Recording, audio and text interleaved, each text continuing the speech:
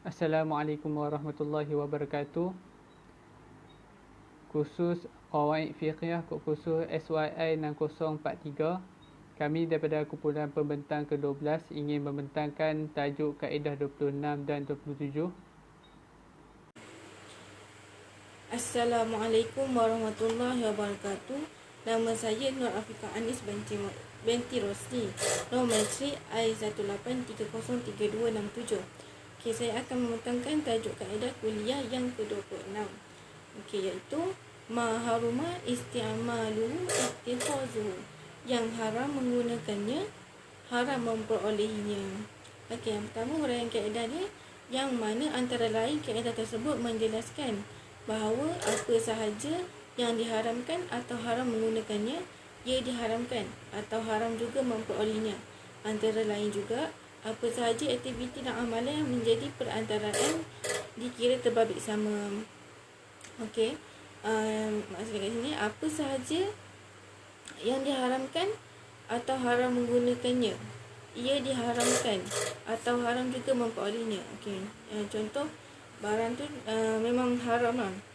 Benda, contohlah benda tu memang haram, kita tak boleh menggunakannya. Benda tu memang dah haram, lepas tu kita memang tak boleh gunakannya. Apatah lagi kita memperolehinya, kita ambil benda tu, tak boleh, sebab barang tu memang dah haram kan. Okay. Macam contoh, sebagai contoh, saya ambil contoh dadah. Okay, contoh dia, menghisap dadah adalah haram, menghisap dadah adalah diharamkan. Untuk itu membelinya juga adalah diharamkan. Begitu juga kita ambil hasil penjualan dadah itu juga adalah haram. Okay, seterusnya kaitan kaedah. Konteks kaedah tersebut juga menjelaskan apa sahaja yang diharamkan digunakan, haram pula didapatkannya, iaitu di mana terhadap segala sesuatu yang diharamkan penggunaannya, sama ada untuk dimakan atau minum atau selainnya, mengusahakannya atau mengusahakan untuk menghasilkan juga diharamkan. Okay, kat sini pun macam yang tadi tu lah. Kalau kita ambil benda tu, macam contoh makanan kan, makanan ke minuman ke, kalau kita ambil makanan tu, macam makanan tu haram, kita ambil juga, kita berdosa. Macam tu. So kita dah tahu benda tu haram, apatah lagi kita mengusahakan, kita menghasilkan. Lepas tu kita menghasilkan, macam kita buat, kalau kita menghasilkan tu kita buat, tu pun haram juga kalau kita buat dia. Okay, macam contoh, arak lah. Arak tu dah memang haram, apatah lagi kalau kita minumnya, apatah lagi kalau kita menghasilkan arak tu, buat arak tu, lepas tu kita jual, itu adalah haram. Okay, itu sahaja daripada saya. Sekian, terima kasih. Assalamualaikum warahmatullahi wabarakatuh. Saya Nur Atikah Syahira binti Azhar I18303360 akan menerangkan tentang huraian kaedah. Huraian kaedah yang pertama, hukum bagi wasilah adalah hukum dan maksud dan tujuan. Kaedah ini memberi maksud segala cara atau jalan mempunyai hukum-hukum yang dimaksudkan. Jika sekiranya maksud yang hendak dicapai adalah buruk atau jahat, maka sebarang bentuk cara dan wasilah adalah ditegah. Begitu juga hendaklah difahami sebarang bentuk maksud dan tujuan sekalipun baik, tetapi tidak harus digunakan untuk mencapai ke arah itu kecuali dengan cara-cara harus. Apa-apa yang membawa kepada haram maka hukumnya haram. Seumpamanya, contohnya menurut setengah pendapat ulama, menyimpan alat-alat muzik yang menjadi wasilah atau digunakan untuk perkara maksiat seperti piano, gitar, pinggan, mangkuk atau bekas daripada emas dan perak. Alasan ulama yang pendapat demikian ialah menyimpan alat-alat atau benda-benda tersebut besar kemungkinan akan menggunakannya. Contoh yang lain, menjual anggur adalah harus pada asalnya. Tetapi, jika diketahui bahawa pembeli mahu membeli bagi memproses menjadikan arak, maka jualan kepadanya adalah haram. Sama juga dalam isu menjual senjata. Pada asalnya hukum harus. Tetapi jika dijual senjata kepada seorang atau kumpulan yang mahu merompak, maka hukumnya adalah haram. Poin yang seterusnya. Setiap apa yang tidak harus memakannya atau meminumnya daripada jenis barang, makanan dan benda minuman tidak harus menjualnya dan tidak halal hasil jualannya. Maksud kat sini, tidak harus makan dan minum dan tidak harus juga menjual dan hasil jualannya juga haram. Hukum furuk, makan daging babi adalah diharamkan. Untuk itu, membelinya juga adalah diharamkan. Begitu juga makan atau ambil hasil penjualannya. Yang kita sedia maklum bahawa daging babi memang haram. Jadi apabila kita membeli dan makan, dikira haram. Serta hasil jualan yang dijual jugalah haram, kerana sumber yang diperolehi adalah haram. Contoh yang kedua, disebabkan haram menggunakan bekas-bekas yang diperbuat daripada emas dan perak, haramlah membuatnya. Sini faham kan? Poin yang kedua. Yang ketiga, setiap sesuatu yang ditegah memakannya dan mengambil faedah daripadanya dengan apa cara dan bentuk membelinya dan menjualnya ditegah. Manakala setiap apa yang tidak mengapa mengambil faedah daripadanya, tidak mengapa juga menjualnya. Apabila buruklah faedah yang diperolehi, maka ditegahlah untuk memakan dan mengambilnya. Dan apabila baiklah faedah yang diperolehi, maka bolehlah untuk memakan dan menjualnya. Hukum furuk. Contoh yang pertama, minum arak diharamkan, begitu juga membuatnya, membawanya, membelinya dan diharamkanlah semuanya. Yang kita faham, arak diperbuat daripada anggur. Faedah yang baik, menanam anggur. Anggur faedah dia baik. Tak salah untuk menanam anggur, tapi apabila faedah dia disalahgunakan dengan diproses untuk menjadikan arak, itulah dikirakan haram. Sebab minum arak merupakan haram kerana memabukkan. Jadi proses membuatnya dan membawa serta membelinya juga dikira haram. Apabila anggur tidak disalahgunakan, maka faedahnya boleh kita ambil. Contoh untuk makan buah anggur, untuk membuat jus anggur, itu tidak mengapa. Hukum furuk yang kedua, lelaki diharamkan memakan sutera dan barang-barang kemas, haram jugalah membuatnya.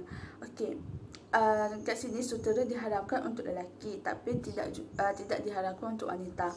Jadi faedah yang boleh kita ambil, faedah yang baik apabila digunakan oleh wanita, dan faedah yang buruk apabila digunakan oleh seorang lelaki. Maka apabila ditegah faedahnya, maka ditegahlah segala-galanya.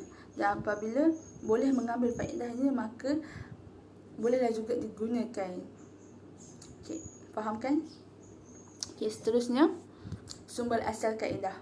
Maksudnya, dan sesiapa yang jatuh dan terjebak kepada perkara syubhah akan terjebak kepada perkara haram, seperti penggembala yang mengembala di pinggir atau di sekitar kawasan larangan dibimbangi akan masuk ke kawasan larangan.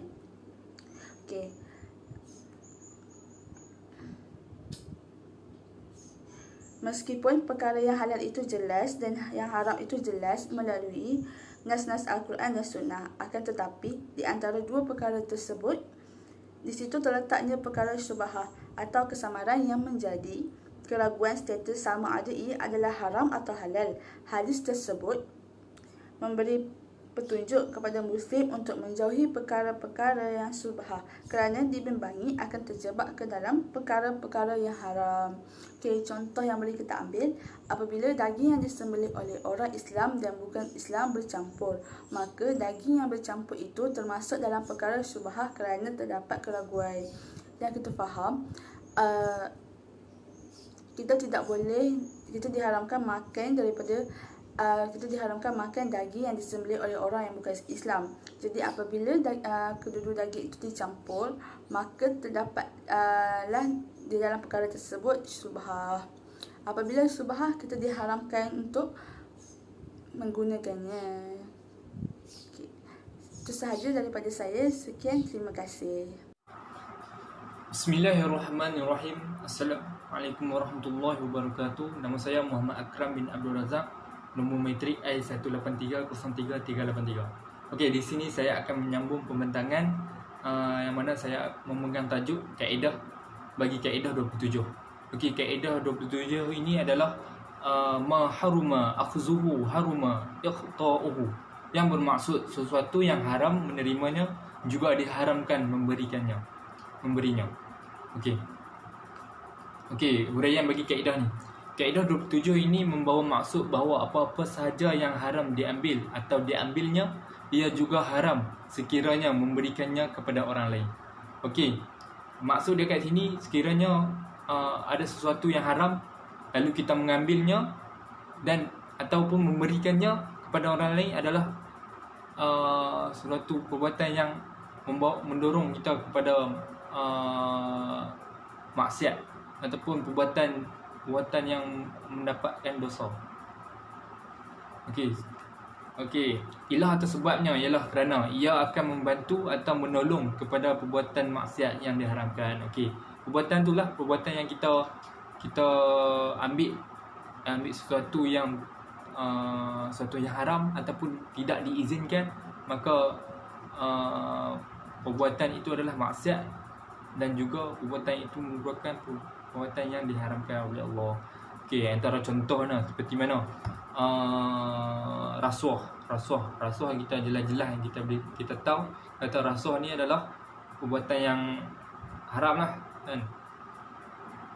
Seterusnya bagi perbuatan maksiat seperti mana perdagangan wanita, pelancuran, di mana kita menjual menjadikan seorang perempuan tu sebagai pelacur untuk pelanggan membeli, kira membayar kita mengambil wang daripada perbuatan yang haram. Okey. Sebaliknya atau akas dari kaedah 27 ini terdapat lafaz kaedah lain, iaitu kullu ma jaza bai'uhu sahhatun hibbatuhu wa ma la fala, yang bermaksud setiap apa yang harus menjualnya sah dan harus memberikannya, dan apa yang sebaliknya tidak boleh. Okey, ayat kat sini sekiranya terdapat sesuatu yang boleh dijual ataupun boleh diberikan kepada orang lain, maka ia diharuskan dan tidak berdosa. Seperti contoh apa, kita buah-buahan kita boleh jual dia dapat memberikan kita hasil kewangan lah kan, kita boleh jual ke orang lain. Jadi perbuatan itu adalah sah dan harus dan sekiranya perbuatan itu sebaliknya tidak boleh kan. Okey, seterusnya sumber asal kaedah. Okey, kaedah 27 ini dirumuskan dengan berdasarkan firman Allah Subhanahu Wa Taala dalam surah Al-Maidah ayat kedua, yang berbunyi, A'udzubillahi minasyaitonirrajim, wala ta'awanu 'alal ismi wal 'udwan wattaqullaha innallaha syadidul 'iqab. Maksudnya, dan jangan tolong menolong dalam berbuat dosa dan pelanggaran, dan bertakwalah kepada Allah, sesungguhnya Allah amat berat siksaannya. Okey, berdasarkan kaedah ini kita boleh petik dari ayat yang bermaksud dan janganlah kamu bertolong-tolong dalam melakukan dosa, maksiat dan pencerobohan. Iaitu ayat wala ta'awanu 'alal ismi wal 'udwan tadi. Okey. Sesungguhnya kita melakukan perbuatan tersebut adalah perbuatan yang dimurkai oleh Allah SWT dan membawa kepada kecelakaan. Jelas kat sini Allah telah menjelaskan bahawa perbuatan tersebut, perbuatan yang kita mengambil sesuatu yang haram dan memberikannya kepada orang lain, atau kita mengambilnya adalah satu perbuatan yang haram. Okey, rumusan bagi kaedah 27 ini. Rumusan bagi kaedah ini kita dapat mengetahui sekiranya sesuatu itu dibolehkan dan berlaku usaha untuk memberikannya, maka ia dibenarkan dan tidak salah. Okey. Kat sini kalau sesuatu perkara itu dibolehkan atau mendapat keizinan, contoh kita mengambil barang, dapat izin daripada orang lain, lepas tu kita memberikannya kepada orang lain ataupun kita mengambilnya, maka dia tidak salah. Okey, seterusnya, jika perkara tersebut tidak dibenarkan memberikan dan tidak dibolehkan mengambilnya, maka perbuatan tersebut merupakan perbuatan yang salah dan berdosa. Okey, dia berbalik pada yang pertama tadi. Jika perbuatan tersebut tidak dibenarkan ataupun tidak diizinkan oleh pemilik, contoh kita meminjam, kita nak pinjam sesuatu tapi tidak diizinkan oleh pemilik, maka kita tak boleh ambil dah. Kita tak boleh bagi ke orang lain. Dia adalah satu perbuatan yang salah dan berdosa. Okey, justru kita perlulah mengingati bahawa sekiranya kita mengambil atau memberi sesuatu yang tidak diizinkan atau sesuatu yang haram kepada orang lain adalah berdosa, dan juga sekiranya kita mengambilnya sesuatu yang haram juga adalah perbuatan maksiat dan juga perbuatan yang berdosa. Okey, kat sini boleh rumuskan, sekiranya kita ambil barang tu sesuatu barang yang tidak diizinkan, tidak dibenarkan, dan barang itu merupakan barang yang haram, dan kita mengambilnya dan memberikannya adalah satu perbuatan yang berdosa. Okey, seterusnya saya akan serahkan kepada rakan saya. Bismillahirrahmanirrahim. Assalamualaikum warahmatullahi wabarakatuh. Saya Muhammad Naim bin Ibrahim. Nama metrik I17102024. Kaedah 27 iaitu hukum furuk. Antara hukum furuk yang terbentuk daripada kaedah ialah memberi rasuah dan riba adalah haram. Dalam konteks ini, pemberi, penerima dan mereka yang mempunyai kaitan dengannya turut berdosa.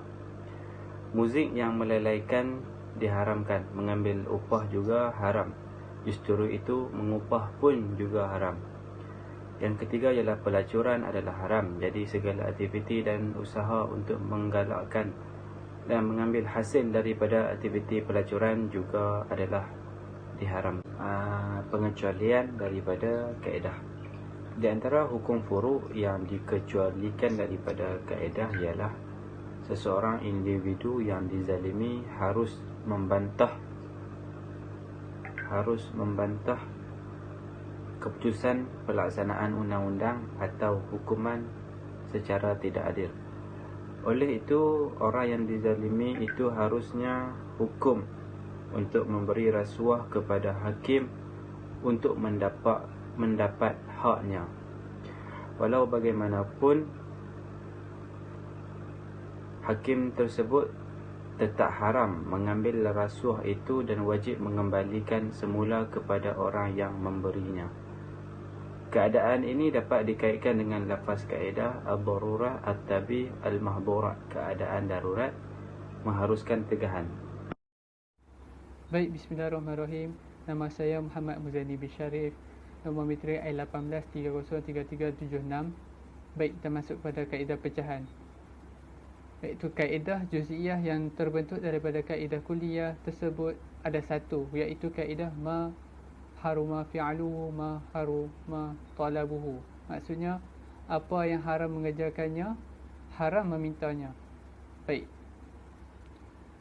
Huraian kaedah membawa pengertian yang luas adalah syarat tidak membenarkan seseorang tu berdiam diri sahaja dalam perkara yang haram dan maksiat. Dia perlu usaha dalam membendung perkara-perkara tersebut. Bagi mereka yang berdiam diri tanpa sebarang usaha untuk membendung dan dia tidak membenci, dia dikira berdosa. Lebih-lebih lagi besar dosanya dan akibat yang diterima jika seorang tu yang meminta atau menuntut supaya dilakukan serta mengharapkan supaya berlakunya perkara yang diharamkan dan maksiat tersebut terjadi. Baik, seterusnya. Hukum furuk. Di antara hukum furuk yang terbentuk daripada kaedah ialah seseorang yang menyuruh yang orang lain melakukan maksiat di dunia, ia juga dikenakan hukuman dan berdosa akibat daripada perbuatan yang dinayah atau maksiat. Kerana menyuruh melakukan maksiat tersebut juga diharamkan. Contohnya dia memberi rasuah atau riba untuk bermaksiat macam minarak kan. Kira penyuruh tadi tu berdosa sebab dia menjadi punca yang kawan tu minarak, yang penerima minarak. Baik, seterusnya pengecualian daripada kaedah. Di antara hukum furuk yang terkecuali daripada kaedah ialah yang pertama, dalam kes sekiranya pendakwa yang mempunyai hutang memberi dakwaan yang benar, namun orang yang didakwa berhutang tu mengingkarinya. Maksudnya kat sini orang yang pendakwa tadi tu dia mempunyai hutang yang memberi dakwaan yang benar, tapi yang didakwa tadi tu hak berhutang tu dia mengingkarinya. Yang pendakwa tu boleh suruh dia untuk bersumpah untuk menyekat daripada kawan tu berdusta. Sedangkan pendakwa tadi itu orang yang benar namun tidak mempunyai bukti. Masalah tersebut kembali kepada masalah sumpah yang terbuka. Baik, yang kedua, jizyah. Jizyah ni adalah cukai orang kafir terhadap cukai yang orang kafir kena bagi kat orang Muslim. Jizyah harus diminta daripada kafir zimmi. Di samping itu ia adalah haram terhadap mereka membayar jizyah, kerana dengan meminta jizyah kemungkinan dapat menghapuskan kekufuran dengan memeluk Islam, sedangkan mereka membayar jizyah menyebabkan mereka berterusan di atas kekufuran dan haram. Kalau mereka ni dapat ingat bayar tu kalau dapat lepaslah daripada ni lah ancaman orang dan ancaman orang Islam kan. Tapi depa bayar ni supaya depa dapat terlepas daripada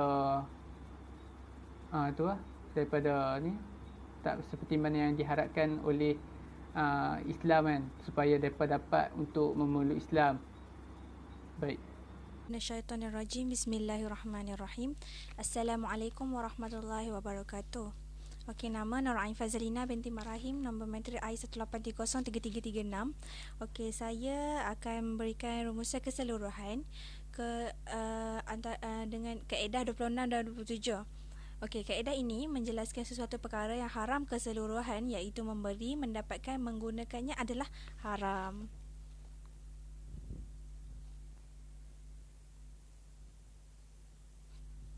Okey, kaedah 26 ini Kaedah ini menjelaskan segala yang haram tetap haram. Maksudnya, segala sesuatu yang diharamkan penggunaannya sama ada makan, minum atau selainnya adalah haram.